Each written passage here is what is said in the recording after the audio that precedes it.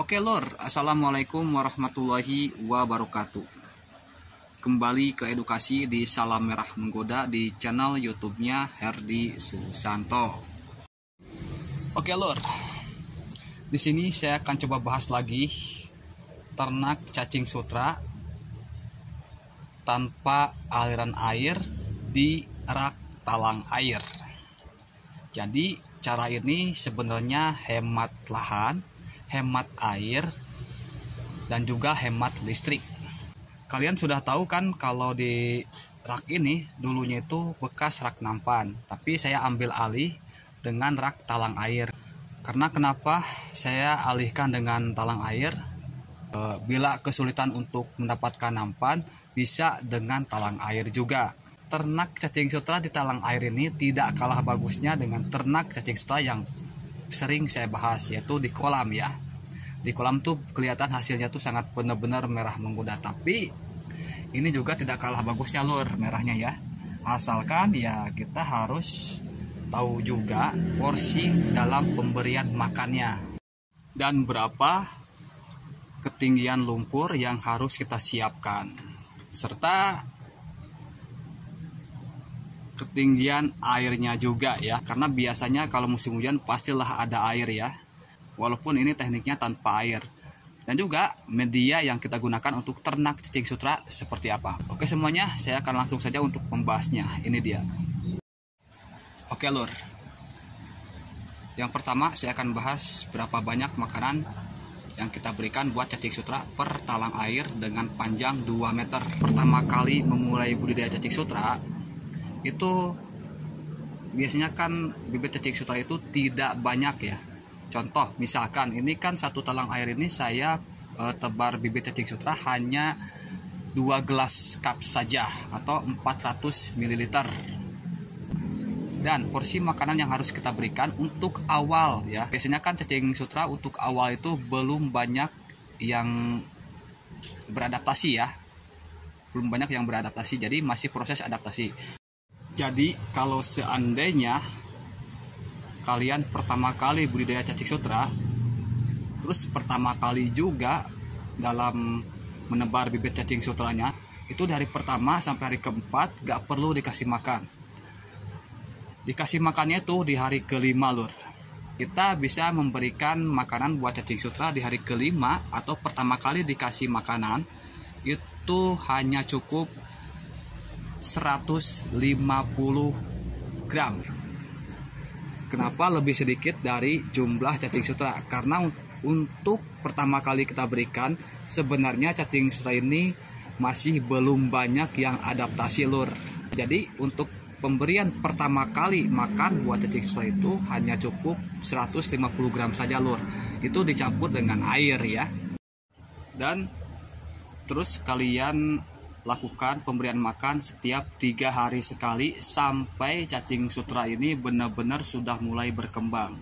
Biasanya kalau cacing sutra sudah berkembang, itu porsi makannya kita naikkan lur, ya kita naikkan.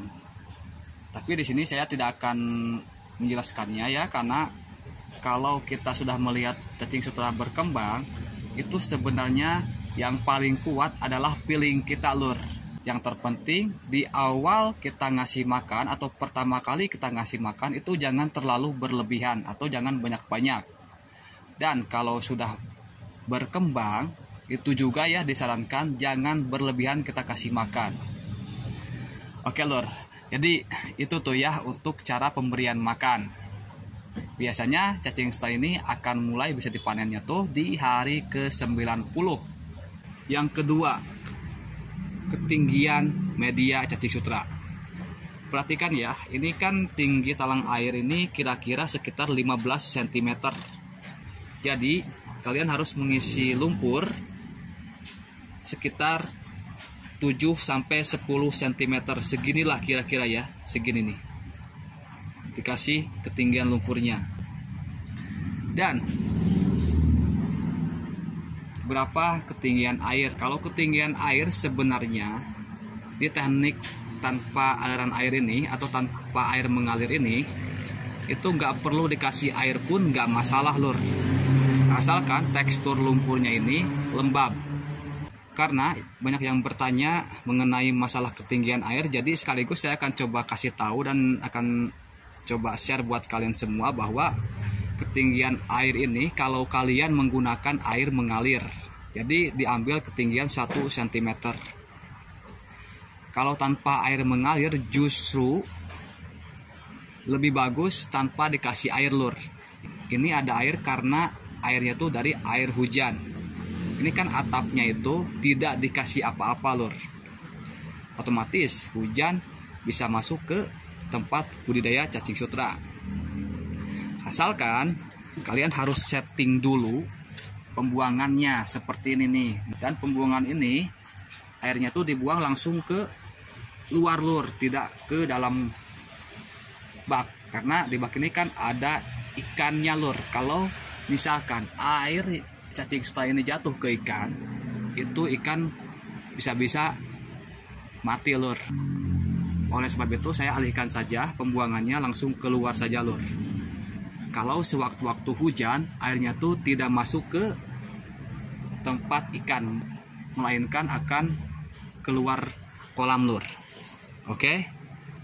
Jadi kesimpulannya untuk masalah ketinggian air, kalian ambil 1 cm kalau kalian menggunakan sistemnya itu air mengalir.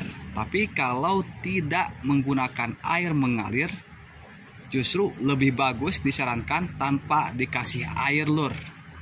Penampakannya kayak gini nih ya, kalau tanpa air nih. Ini kelihatan nih. Tuh.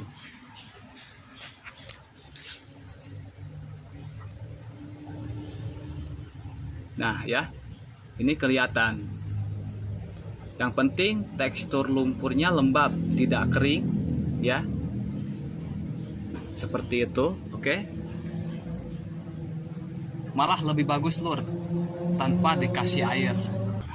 Oke, lur, jadi media buat cacing sutra di talang air ini tentunya adalah lumpur. Dan kriteria lumpur ini kalau bisa ya, kalau ada lumpurnya ini bekas lumpur ikan atau lumpur kolam. Kenapa dipakai lumpur kolam? Karena lumpur kolam biasanya sudah mengandung makanan cacing sutra, yaitu dari kotoran ikan.